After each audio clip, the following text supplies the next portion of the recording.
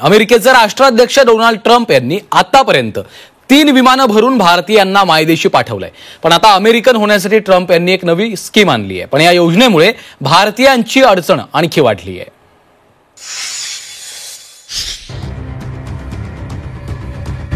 American होणं झालं अवघड।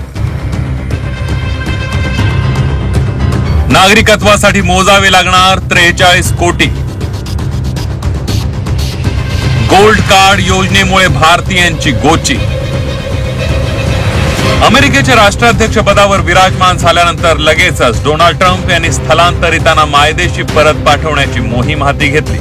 त्यामुळे अनेक भारतीयांचं अमेरिकेत राहण्याचं स्वप्न भंगलंय। कोणतीही कसूर न ठेवता हाती बेड्या घालत अमेरिकेने भारतीयांना परत पाठवलं। एकीकडे स्थलांतरितांना बाहेर काढतानाच आता ट्रम्प यांनी श्रीमंतांसाठी आर्थिक महासत्तेची दारं खुली केली आहे। पैसे द्या आणि अमेरिकेचे नागरिक व्हा अशी थेट योजना ट्रम्प यांनी जाहीर केली आहे। या गोल्ड कार्डमुळे श्रीमंतांना नागरिकत्व विकत घेता येणार आहे। मात्र शिक्षण आणि नोकरीसाठी अमेरिकेत जाऊ इच्छिणाऱ्यांना मात्र धक्का बसला। गोल्ड कार्ड घेणाऱ्यांना अमेरिकेचं कायमस्वरूपी नागरिकत्व दिलं जाईल। त्यासाठी 50 लाख अमेरिकी डॉलर म्हणजेच 43 कोटी 57 लाख रुपये शुल्क भरावं लागेल। गोल्ड कार्डच्या माध्यमातून ग्रीन कार्ड प्रमाणेच लाभ मिळणार आहेत। या योजनेच्या पहिल्या टप्प्यात 10 लाख गोल्ड कार्ड दिले जाणार आहेत। डोनाल्ड ट्रम्प यांच्या या नव्या धोरणामुळे भारतीयांना आता अमेरिकेत राहणं अवघड झालंय।